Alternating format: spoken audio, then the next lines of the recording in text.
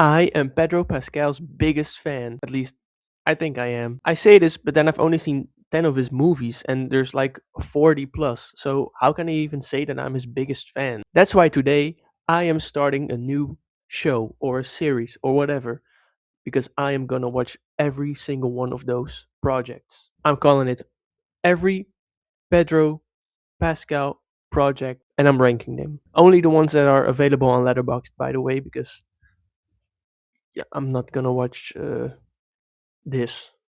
But that doesn't take away that it doesn't get hard, because some of these are very hard to watch. They're nowhere to be found. But that's for the future, because you are watching part one of many parts to come. And for part one, I thought maybe it's fun to add a little something extra, a little theme for all the three projects we're gonna watch together. And that theme for today is Cowboy Hat Pedro Pascal.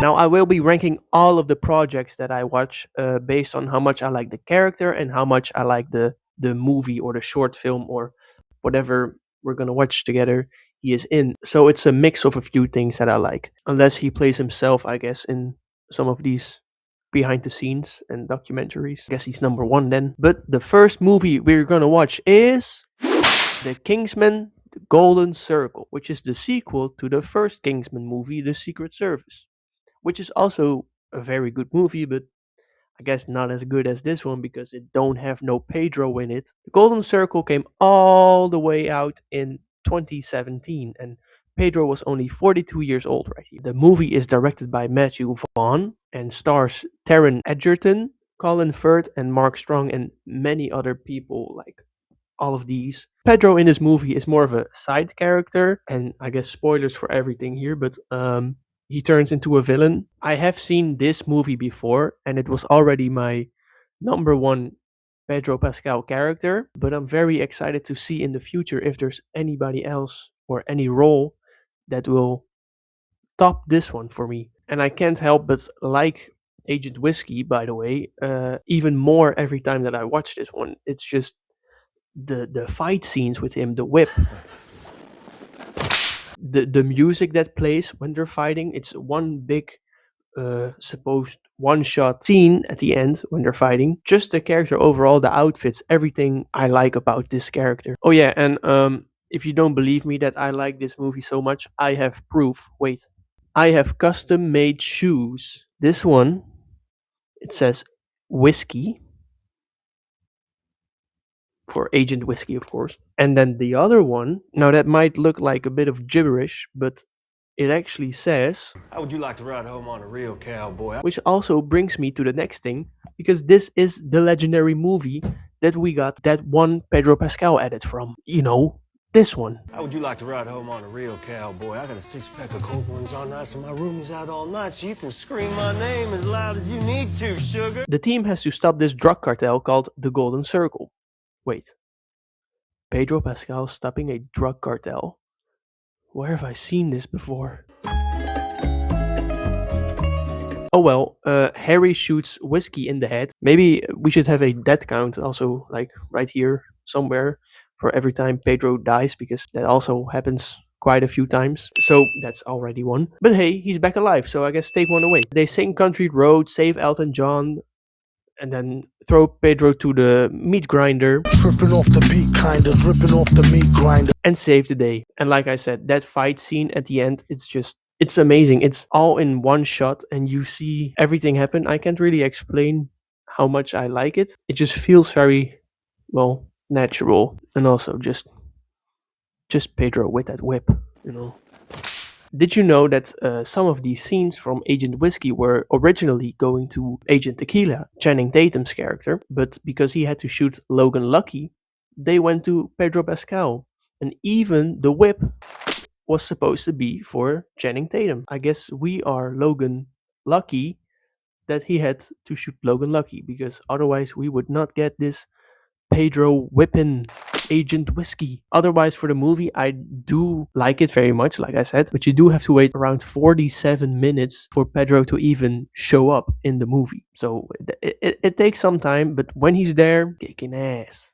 Kicking ass. Well, here goes Kingsman Golden Circle to the first spot in the ranking. Obviously, since it's, the first one we watch. Also 5 stars. Yeah, well, they threw him through the meat grinder, so I guess it's not gay for me to say that I can now eat Pedro's meat, right? And like I said, I'm very excited about the roles that I haven't seen Pedro in yet. All the movies, all the other stuff. So maybe they will even top this one for me. I cannot draw, I'm not the best in the world, but sometimes I do draw on this wall behind me, as you can see. But maybe it's fun for this journey to also add a square. Every time we watch a new Pedro role, we draw something in it just to remind us that he's amazing every time, every time, every time. So for Kingsman or for whiskey specifically, I'll draw a bottle of whiskey. I mean, that's only logical, right? Now for the next Pedro Pascal project, the PPP. We're watching Strange Way of Life. Yes, I own physical media. This is a DVD, but I have a bunch of Blu-rays as well. Also some Pedro, so you will be seeing those in the future. This is the first time I'm watching this, so I am very excited. Well, actually, I just watched it. In Strange Way of Life, we follow Jake and Silva, Silva being played by Pedro Pascal and Jake being played by Ethan Hawke, two ex lovers reunited again after 25 years because fate led them to each other again. And that fate being Silva's son killing a woman in the town where Jake is a sheriff. That woman is also the wife of Jake's brother. Is there an easier way to say that? This short film is directed by Pedro Almodovar. I'm not Spanish, so I mispronounce. And came out in 2023. It's a short film. I already mentioned that, but it's only 30 minutes. And it felt even shorter because at the ending, they were just talking with each other. It just ended. And I was like, there's so many storylines still happening, but I guess not. I guess it was over. But they were setting up. The son went out of town, and they were showing that they were kind of caring for each other. By the way, um, Pedro or Silva shoots Ethan Hawke, and then he takes care of him. And then Ethan Hawke's character, Jake, he says, "Oh, I'm gonna tell the town about this. Guns, guns." And then it just ends. Pedro just says a quote, and then it just ends. It was very cool. There was this one scene in it was a bedroom scene, just like me right now. It was a very large scene with a lot of dialogue, and that kept being interesting. It was never boring to listen to them, and they were keep telling each other stories, and there were clues about the world that we were in because we never really see the outside world or other characters. We only saw 3 characters, but they were talking about them like we didn't even need to see those characters or places because it was already so interesting. Like they explained that very well in the dialogue. So that was. But other than the story, I'm not really that excited about it. But for Pedro's character, I guess it's iconic. There's 2 things that are iconic about this because the character itself, kind of, he doesn't do something that iconic. But there's 2 things I will remember about it, which are the clothes. You know, very nice, very nice. The green jacket, the gun, the hat.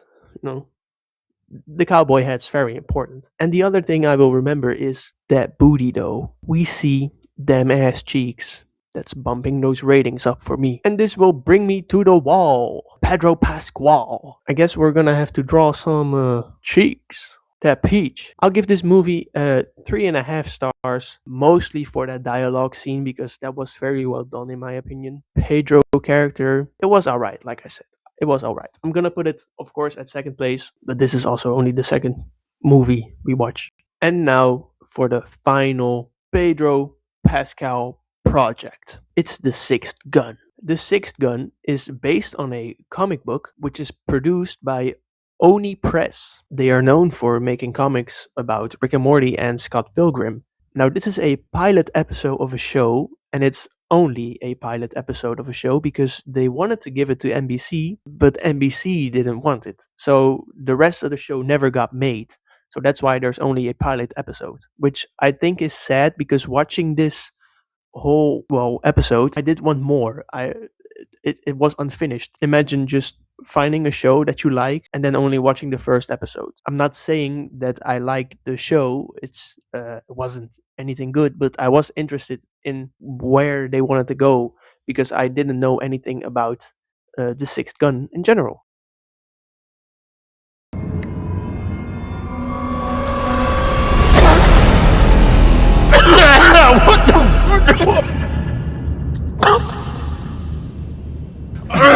Now, in the show, or I guess the comic, there are these six guns. Each of these guns have a special ability that the owner or the wielder of the gun has, and they are also connected until that person that owns the gun dies. It all takes place in 1880 or at least late 1800s, which is very interesting because there's something happened, and I understand why NBC didn't want this since it takes place in late 1880. There are a couple of songs that do not really take you to that place or time, that feeling. Because the first song you hear is Hell's Bells by AC/DC, and I don't think they existed back then.